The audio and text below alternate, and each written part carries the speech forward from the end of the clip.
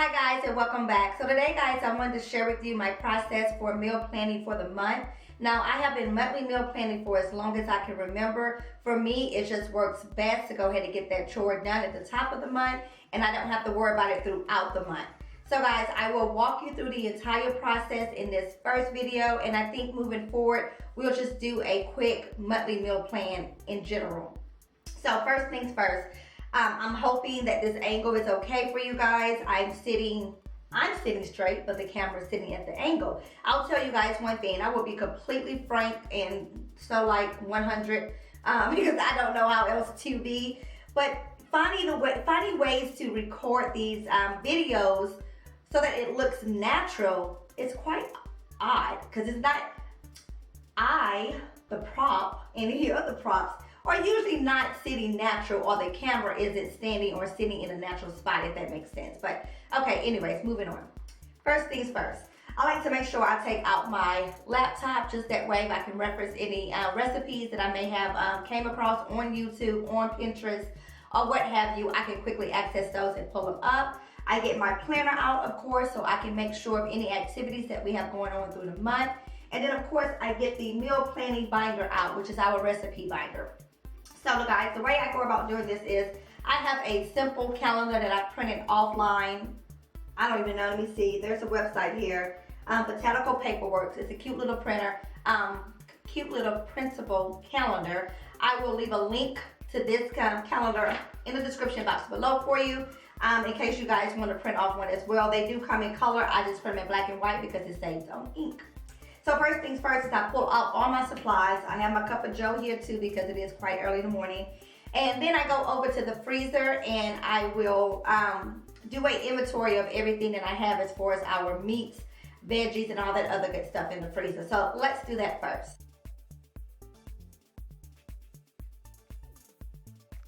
Okay guys, so now I have my meat count down, and what I do is I just simply write it in on the back of the calendar, the quantity of meat that I have, so as I'm planning out the meals, I can cross out to know exactly how much meat I have used and what I have left over. So first things first, as I have mentioned in my meal formula video in the back to school series, the way I go about meal planning is I have a set formula that I kind of use and rotate through. So I will open up the boss here, aka the planner, get her open, let me know what we have going on and so on. So what I like to do is I do a little answer key for myself. Mondays, I always put down equals LO, that's leftovers. Wednesdays equals easy. That just reminds me that I always do easy meals on Wednesdays. And then Thursday is a leftover day as well. So I'll put LO. And I do that just as a reminder for myself, and too, if my husband or one of my two older kids are doing the menu for me that week, they can also reference that. I did mention that my two older kids are old enough and I'm starting to train them on how to structure and manage themselves in the kitchen, manage their home, and so on and so forth. So the only way I know how to train my kids is to train them the way I do things. That's the best way I can put it. So however you do things in your home, I would advise you when your kids get to that age and they're mature enough that you start training them in your ways. Simple as that. So I just simply write Monday is leftover, Wednesday is easy, and then Thursday is leftover. I do hope you guys can see this. I don't want to look over at the viewfinder, but I'm going to have to. So we're going to work through this process together. So it'll be the easiest way. So I go in first off, I don't plan breakfast or lunch during the school year, during the week, because my kids are in school and they eat at school, so that works for us. So on Thursdays and Mondays, I'm going to go ahead and write in leftover for dinner because it's going to always be a leftover day for us. That just makes it easier.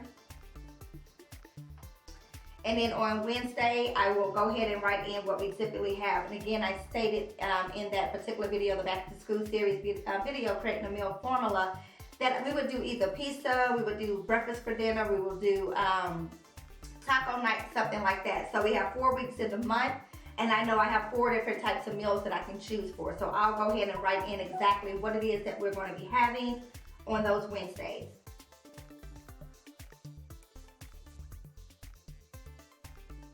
Okay, so then once I have those staples already in place, I will go ahead and move into my Sunday. Now, Sunday mornings we have church, and that's the mornings that typically my husband will get up and cook breakfast. He's a breakfast guy. He loves to cook breakfast, and he does love to bake. So that's a plus for me. That takes those type of things off my hands. So on Sunday, I will go in and put in what meals we're going to have. And typically on Sundays, I won't say it's every Sunday, it's not the same thing, but I have typical meals that I serve for Sunday. So the kids will either have eggs, grits, and biscuits. Maybe we might have toasted strudels and some fresh fruit, toast and fruit. They like cinnamon rolls or cinnamon buns, so we'll have that, pancakes and so on. So I have a very large variety as far as breakfast foods that I can choose from to serve.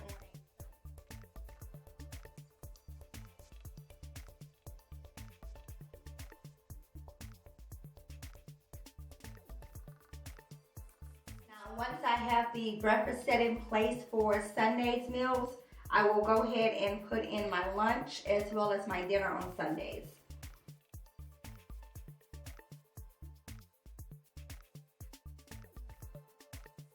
Guys, so Sundays is the top of the week in my mind, and that's just how it functions for us as a family. So once I have Sunday in place, I can go ahead and plan out the rest of the week. So that's what I'm going to do now.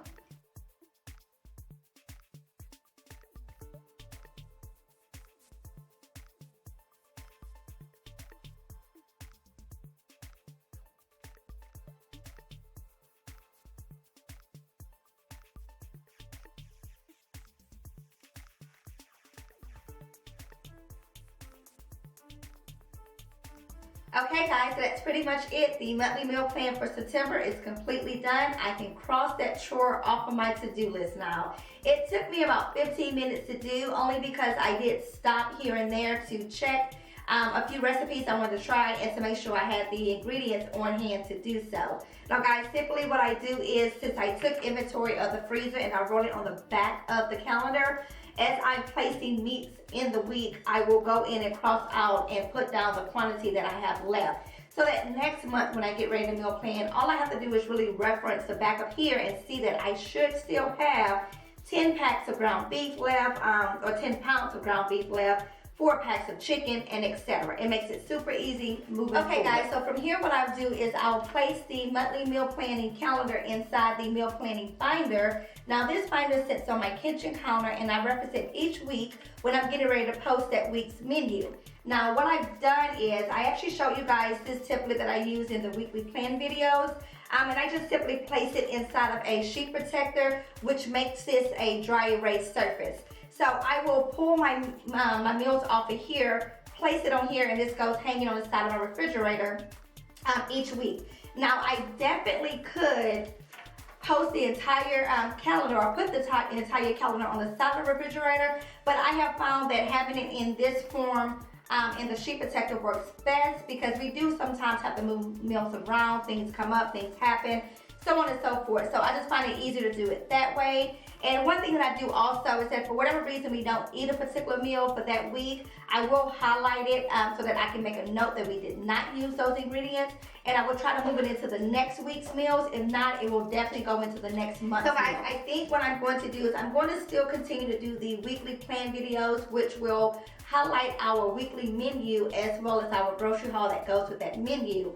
But I don't think I'm going to include the exact meals that I'm serving throughout the month on these particular videos, on the monthly plan videos, just because I don't want it to be extremely long, and then I don't want to have to duplicate or repeat myself, if that makes sense, since I'm including the week's meal plan in the weekly plan video.